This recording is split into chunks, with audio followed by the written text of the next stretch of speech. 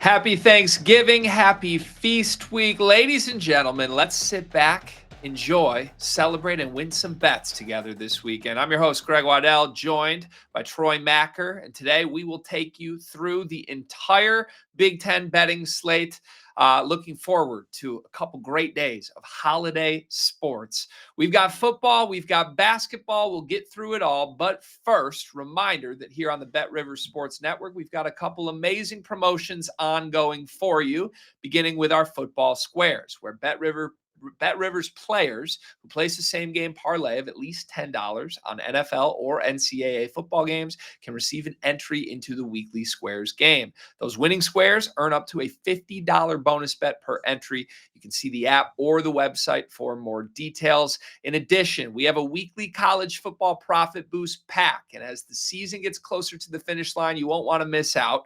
Log into your Bet Rivers account each Saturday to receive 2 profit boosts for same game and standard parlays. The profit boost is dependent on the number of legs included. Check it out for more details. All right, it's a big game, the biggest game in college football, the biggest rivalry maybe in all of sports. Ohio State and Michigan, the number 1 team in the country, the Buckeyes, looking for their first win over the Wolverines in years.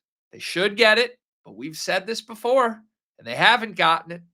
Michigan, the home team in the big house here with a lot to play for. You would think that a win over the Buckeyes could put the Wolverines into the college football playoff. It's Buckeyes by 10. The total's at 44. I got to be honest, Troy. I look at this line, and I know Ohio State's the better football team. But this is a home dog that has owned this rivalry for years, and I've been on the wrong side of believing this streak will come to an end before. It's tempting to stare at that 10 number, a full touchdown and a full field goal in a rivalry game like this and not take the Wolverines. What do you see here? Well, I think it's interesting that it is, double-digit road team in a game that they haven't won. And usually, especially for this rivalry and other big ones, let's say the Iron Bowl, or if we're talking college hoops, maybe Louisville, Kentucky, something like that, or Duke, North Carolina, where if there's a big trend, that would be impacted by the line. That would go into where the line is. Not here. This just looks like it's a straight up meeting between 2 teams who are good. One team's the best team in the country. I think this is probably where it should be. It's just a really tough line to bet because of the history. And that's sometimes books will take that into account, but here they haven't. Maybe it's because Ohio State's the defending national champions. This is just really fascinating number for me. And it's not just on the spread, but also the over under. It's a low number at 44, where there are trends that suggest that this won't be the case. Let's look at a few over under trends. Each of Michigan's last 9 games against ranked teams at home have gone over. 13 of the 14 last meetings between these 2 teams have gone over a total points line of 44. And right now, 74% of the money, 85% of the tickets are on the over. And as I go through some of the numbers and the splits, it kind of, sometimes this happens and it can be good where it aligns with my thought. I'm about 3/4 believing that this is going to go over. Maybe 75% of me believes it's going to go over. For the spread, it's about 70% of the money and 62% of the tickets on Ohio State. This year, not including last year, I think I'm about 70% confidence that Ohio State will cover the spread. And then on the money line, 85% and 80 of the money and 81% of the tickets are on Ohio State.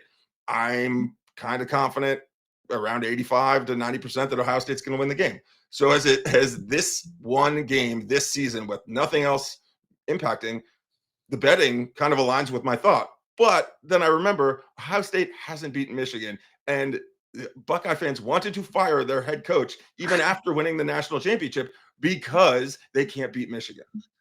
It's such an interesting moment. And there's nothing like it in the sport, right? And we're a Big Ten betting show, but you could expand this to anywhere in the SEC country or beyond. There is no situation in college sports history quite like Ohio State winning a national title, being the reigning national champions, and still Ryan Day being owned by his rival.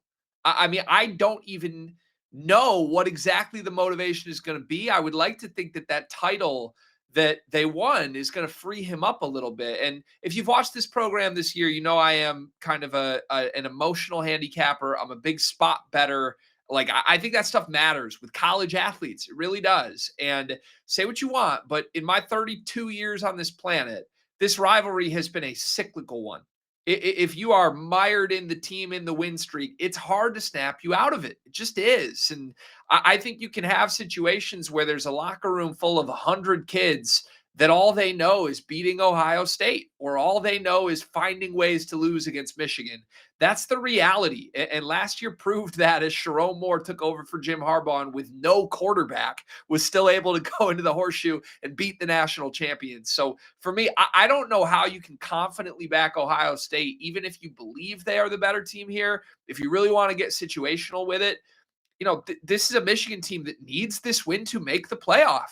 In the back of Ohio State's minds, they don't need to win this game to win the playoff. They did it last year. And I know it sounds stupid to wonder if they're going to care about the Michigan rivalry, but all signs emotionally and situationally here point to the home underdog for me. It's just the fact that Ohio State's a better football team, but that hasn't mattered in the most recent versions of this game either. It's going to be a fascinating game to watch. I think for me, it's a stay away.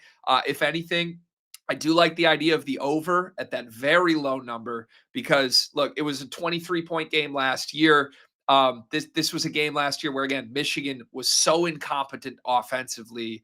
This year, Ohio State's held a lot back, right? We talked about how they're a very slow tempo offense. They're trying to limit possessions in a game. There's no reason to do that in this game. I think we see the Ohio State offense the most aggressive it's been this year. And I think we see a Michigan offense that at least has a playmaker that can make some big plays and possibly keep this close. It would be over, home underdog, or nothing for me. They're just leans right now. We'll see if that changes by our second show this week.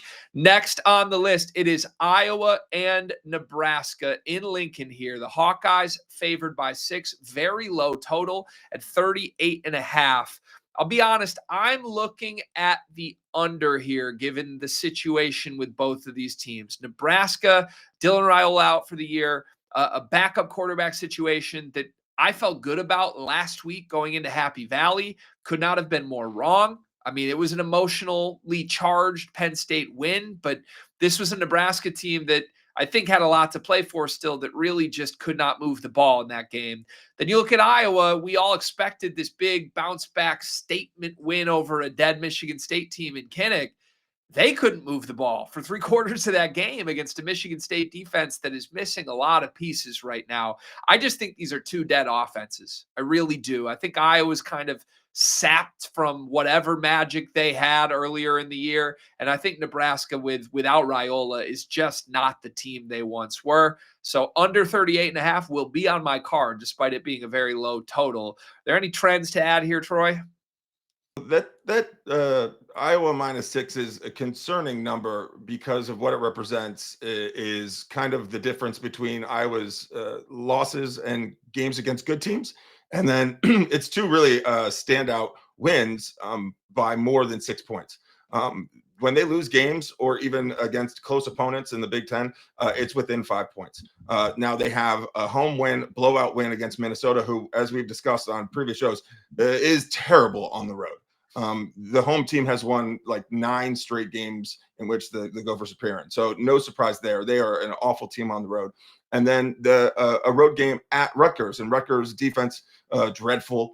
And everyone has been able to score in East Rutherford. So if you think that Iowa is a lot better than Nebraska, like should win by 14, 20 points, then I would suggest, that maybe taking Iowa to cover. But if you think it is kind of close at all, this game's going to be close because that's what Iowa does. They play in close games. They don't score lots of points. So the public is kind of there as well. 70% of the money and 54% of the tickets. So, we've taken some big bets on Iowa to cover. But I think this game is going to come down to 4 or 5 points simply because of where I rate in Nebraska, even with the backup quarterback. I think they have the effort and the energy. And that's one thing Matt Rule's been good at as a head coach is like playing well above when you're not doing well. He's taken some very bad situations and turned them good quickly.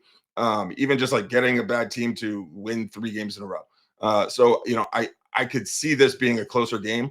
But another random thing is I just like Nebraska playing the day after Thanksgiving, especially against a team in black and gold. I grew up watching Nebraska, Colorado day after Thanksgiving games when both teams were really good.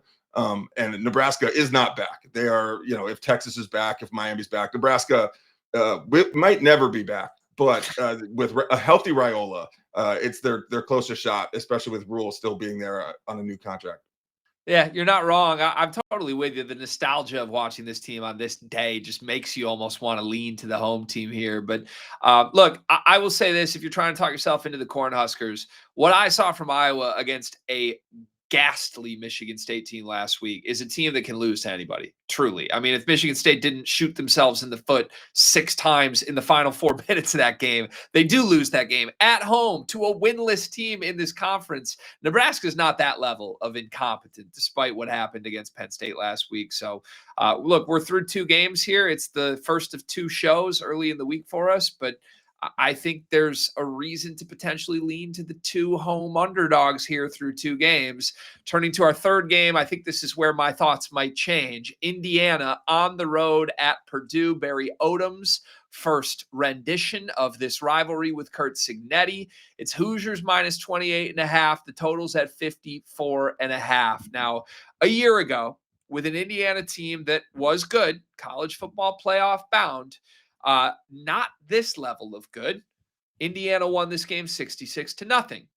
Now, the thought would be this Purdue team is more feisty. They've played more competitive football. If you listen to Curt Cignetti, that is true. He believes that. They still haven't won a game in this league. They've lost Devin Mockabee for the year. His career is over. They've experimented with quarterbacks to no avail. I think this is Hoosiers pretty big for me. I mean, there's no reason Cignetti does not want to run this up. We know he has a competitive engine like no other.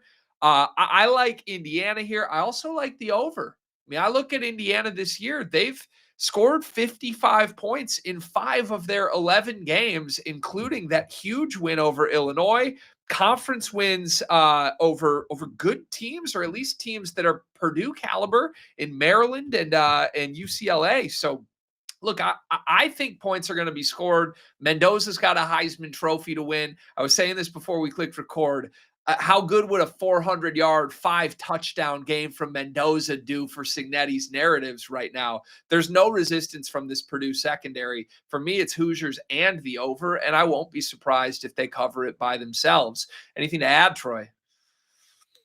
Yeah, this is a really tricky one for me to wrap my head around because of the numbers and where they are, and maybe just because I've been on the wrong side of Indiana in a lot of spots this year, and specifically in this spot, whereas Indiana's covered the spread in 4 of its last 6 games as favorites of at least 21 points. They've been favored by at least 21 points 6 times. And I have to imagine that if they've covered the spread 4 times, I've been on the wrong side of that 4 times. Uh, and especially thinking in some spots against the down Wisconsin team that they were going to keep just running up the score. Even against Penn State, I thought they were going to blitz Penn State. Now, both those teams were kind of finding their legs at that time. Penn State has made a nice little resurgence, rallying behind their head coach, and Wisconsin, albeit very bad, is playing some of their best football. Purdue is what they've been all year, which is like they got a little heart, a little fight in them, but like 28.5 is just such a big number. 54.5 for a team that it could be what we had last year, 66-0. Like Indiana's capable of doing the work, but the moments where I thought Cignetti would really step on his opponent's throat, they haven't. And then when I've been like, they're not going to do it this week, they do. So even the percentages and the numbers really make me don't really give me a lot of insight in this game, but I'll just give you where it is right now. The money line is hard to report because Indiana, you can't bet on them because it's been off the board and it may come back on, but I mean, maybe if you want to throw it into a parlay. But the spread wise, 64% of the money and 87% of the tickets are on Indiana. And that 87% of the tickets, when there's 80% or more of the tickets, that's a very, very strong public spread play. And 28.5 is certainly doable. But sometimes in betting, you just can't get a good read on a team. You're always a step behind, and that's where I am with the Hoosiers this year, which is unfortunate because they're so much fun to watch. Yeah, I hate that situation. Happens to all of us, right? It's the team you always choose the wrong week for. Indiana's has been a very up and down team. This is just a team I will go to my grave knowing that I aligned myself with Kurt Signetti in rivalry games. I can live with that, with whatever the results are. We'll see if this path continues after what he did to the Purdue Boilermakers last season. All right, there's a lot of hoops this week as well. As a college hoops fan myself, I love this time of year. So we're going to run through some of our favorite Big Ten basketball games that are left on the card leading up to the end of Feast Week. We're going to start here with Michigan State and North Carolina in this weird little Florida event with a bunch of teams from the Carolinas. I'm still confused on what exactly is going on here, but Spartans looked great against East Carolina, got their guys a lot of rest, stayed healthy. Now they're favored by 2.5 against a new look Hubert Davis Tar Heels team here. The total's up at 152.5.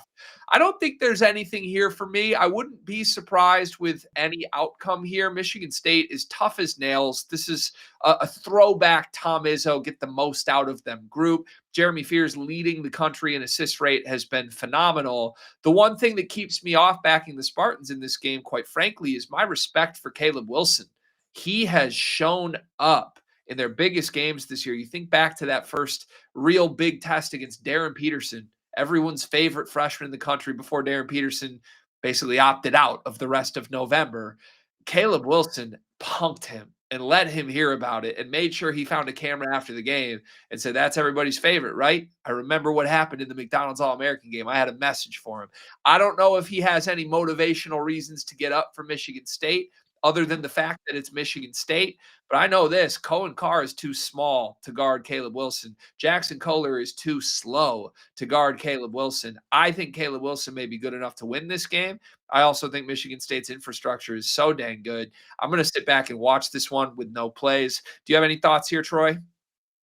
Yeah, so the line at 2.5, obviously projected line. We'll know more as the game gets closer. But if it stays at 2.5, I would probably be on the side of Michigan State just because I think they're, we always say February, Izzo, April, May, June, whatever. When Michigan State plays the Champions Classic, I usually feel like they're more further ahead in the process than a team like Kentucky. That's just because of how the programs are built, how their coaches are. I think Michigan State is very far ahead of a lot of teams in just terms of being resilient and kind of on the same page and having the tools necessary to get out to a fast start, and that's their guard play. And I think they are 3 points better than North Carolina, even though I think North Carolina, like you said, will have the best player on the court. I do kind of have issues with Hubert Davis's ability to coach a team back. Except if they're on home court like they did against Kansas in the Dean Dome. So, I think this is probably going to be a very slow game. It should be really fun. I mean, the total right now is like 152. Both teams are 2-4 to the under. So, but I just think North Carolina can get into lulls. They only have one player available, and I just really like the guards from Michigan State at this point in the season. Yep. Yeah, it's not a team you ever feel good fading right now, at least not with Jeremy Fears playing the way he's playing. So I don't blame you for that lean to the Spartans. All right, moving down the list here, Wisconsin taking on Providence here in San Diego. You always got to look at where these Feast Week games are being played because sometimes that can have a bigger effect than you think. The Badgers really stunk it up against BYU in their first big marquee test earlier this week, and they've had quite a while to sit back and think on this one. It was actually last week on Friday, so really a full week off since that game. Favored by 6.5 against a Providence team coming off a win over a Big Ten opponent. They beat Penn State by 12. I will say this, just in general, I'm a Wisconsin believer this year. I was very disappointed in how they showed up against BYU. I'm not a Providence believer all that much. I'm trying to talk myself into Wisconsin in a bounce back spot against a team I just don't think all that highly of. Now, analytically, KenPom projects Wisconsin by just 5, so I don't think this is a favorable number to talk myself into Wisconsin. I would have made it, 5.5, maybe up to 6. I can probably talk myself into it just because I do think this Wisconsin team is going to get going offensively. The athletes of BYU were the big problem for them. Providence can't really match that. This should be a good John Blackwell, Nick Boyd game. So, it's a lean to Wisconsin for me. It's not the number I'm hoping to actually fire at it. If that changes, maybe I will. Anything you think here, Troy? Yeah, Wisconsin doesn't really have any notable wins. Certainly, their best game was against BYU, and they got blown out. But BYU is legitimate. Like BYU is one of the most fun teams to watch. They have the best player in the country. No shame in there. I think a lot of people thought Wisconsin could edge them out. Providence has their best ones like Penn State, which is sure fine. It's a power conference school. They went toe to toe with a very sneaky good Virginia Tech team, and that was played in the hundreds. So I think this game, which you would think historically, Wisconsin Providence, oh, this is going to be a slog. No. This game is going to be a track meet. Up and down. That's what Kim English wants to do with this Providence team is just run, play hard. They don't get a lot of turnovers on defense, but it's just very. The games are played at a breakneck speed, and Wisconsin is just a fast-paced, efficient offense. Right now, Ken Palm has this game at 165. So that's a mid 80s, high 80s, the mid 80s, and I wouldn't be surprised if one of these teams cracks 90. And the defense is not outstanding for either of these sides. So this is a game that if you catch it when you're not watching anything else, like second half could be interesting if it's close. It could be a lot like that Virginia Tech Providence game, which was under the radar is one of the best games I've watched this year. And I think Wisconsin's the better team. I think they win. The over is definitely something that is going to be interesting to monitor as we get closer. But to your point, spread, I have no idea how this game is going to play out, but I do think it'll be close. Yep, I agree. Okay, there's your Thanksgiving preview. Now, once you're all loaded up on tryptophan, here's a couple Friday games for you as Dan Hurley tries to avoid his team loading up on tryptophan. He said as much. He said they're going to do Thanksgiving celebration today on Wednesday, so they're not, quote, sluggish as shit on Friday. Meanwhile, Brad Underwood going viral today for doing a Balkan jumpsuit photo shoot leading up to this game. You can never accuse these two coaches of not being themselves to the fullest. Reminder, the last time these two teams met in the Elite Eight, there was a 30-0 run in favor of the Huskies. UConn by 2.5 here in Madison Square Garden against an Illinois team that has really impressed me to start the season. I'll say this, the availability of Terrace Reed is hanging over this game like a cloud. Terrace Reed is amazing. He is so integral to what UConn has become and is hoping to be this year. And he just hasn't been healthy. He's missed games. In the loss to Arizona, they basically dared the freshman Eric Ryby to beat them. And listen, I thought Ryby performed admirably in that game, but he's not ready for front courts of that level. And Illinois is a front court of that level with Tomislav Ivisic back in the lineup with David Mirkovic. He had a 2020 game in his first 2 weeks in an Illinois uniform. I haven't heard if Terrace Reed is back. What I was told a week ago was this was a minor injury, but then he missed the Arizona game. So, Troy, I know you're over there in UConn circles. Do you have any sort of intel for us on what to expect from an availability standpoint? No, I don't, other than it's going to be TBD. I think the most fascinating angle, maybe not fascinating, but the thing I'm looking forward to the most from this game is the environment. Because UConn, obviously, home away from home is Madison Square Garden, but Illinois does really well in New York City. A lot of people from the greater Chicagoland area are in New York City. I feel like every time I go there, if there's around a weekend, you see someone wearing orange. And maybe that's whether they're just an alumni or supporting one of the teams that's in town. This is going to be a loud atmosphere. And I think if there's one team that in this matchup that will thrive off of it, it's UConn, especially their head coach. Now, if that pushes him too far where he gets too technicals and gets thrown out of the game, that remains to be seen. But I think, the late call on Terrace Reed to not play last week, who is it against? BYU maybe, or Alabama. It swung the line, and ultimately, a lot of people jumped on going from UConn to win by 2.5 to taking the other side, and it hit to perfection. UConn is not a complete team yet, but I just think, I don't know. I find it really hard to bet on Bob Hurley games. Dan Hurley games, because it's just their team is so emotional, just like he is, and they play just such a fast-paced pro style sometimes. I love watching UConn play because of the environments and the team and the quality of talent and the head coach. But also, as you know, discussed in past shows, Illinois, I think, is going to be an awesome team. I'm not where you are with them yet, but this would certainly be a big spot for them to get it done. And, you mentioned the last time they played, it was a 32-0 run. Do you remember last time Illinois was in the Garden? I believe they got woodshedded by Duke by like 45 last year or something silly. So they'll want to make up for that against another team, Duke, that has a great alumni base in New York City. So like they're used to playing in the environment. But it will be a pro UConn crowd, and I would think UConn is the team to pick up the W. It was a 43-point loss to Duke at MSG last year. I believe that was the largest loss in I want to say program history for Illinois, which was crazy at the time.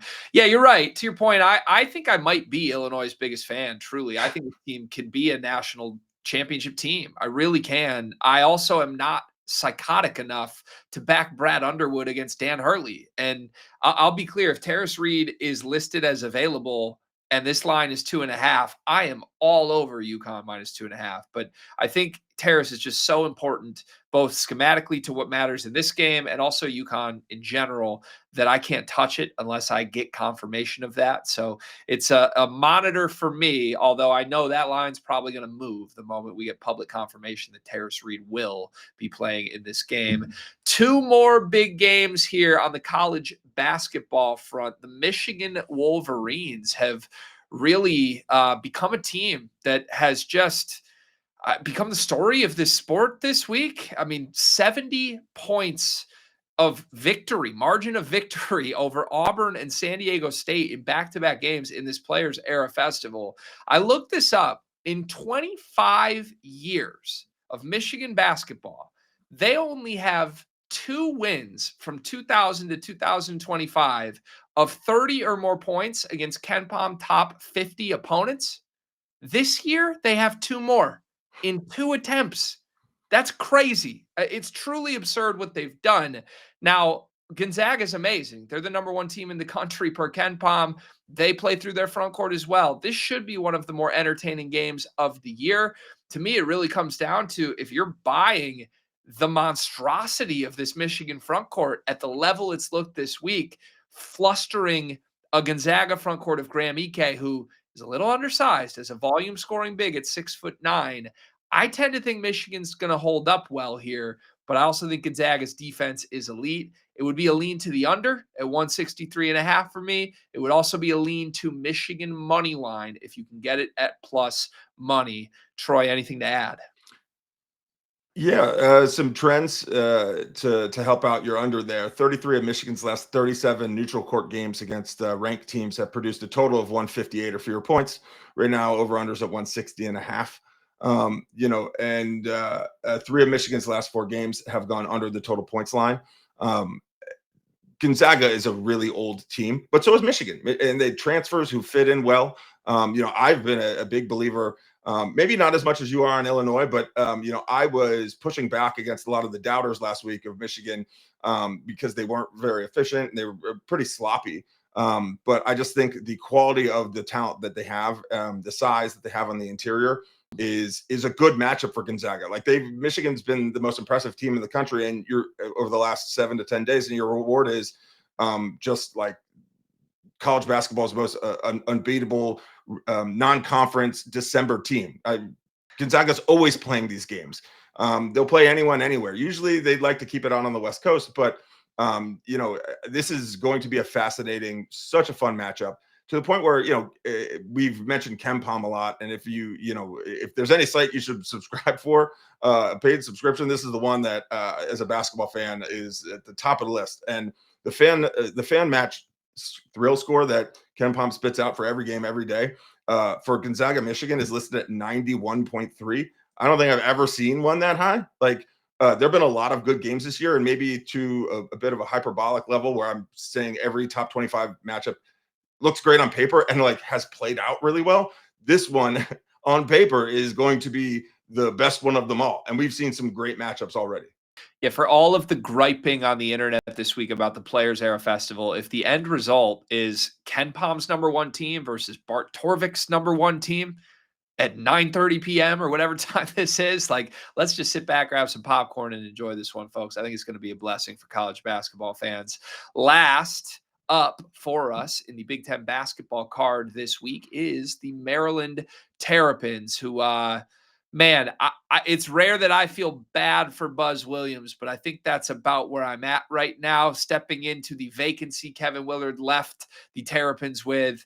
He's had so many injuries to his squad coming into this season. And then that gruesome Pharrell Payne injury last week looked a lot worse than it ended up being, thank God. Alabama is a juggernaut, favored by 13.5 here. You saw a similar game script to me to what I expect here last night against Maryland, where Gonzaga just was able to extend and extend and extend this lead, playing up tempo, a game full of possessions. To me, there's no reason Alabama should not be able to do that. If you've watched this Maryland team this year, they're really relying on Diggy Coit to kind of carry them offensively. Diggy Coit is a non-defending, very small mid-major guard who did not play for a pretty awful Kansas team much last year. This year, he's everything for Buzz Williams, kind of stepping into that Wade Taylor role. He's going to have to guard someone in the Alabama front court here, whether that's LeBaron Philon or Aiden Holloway. I mean, this should be big heart emoji eyes for both of those guys in a high possession game. It's a high total. I think you're going to see a lot of points scored in this game, particularly from the Tide, but I will be on Alabama minus 13.5. Troy, any thoughts?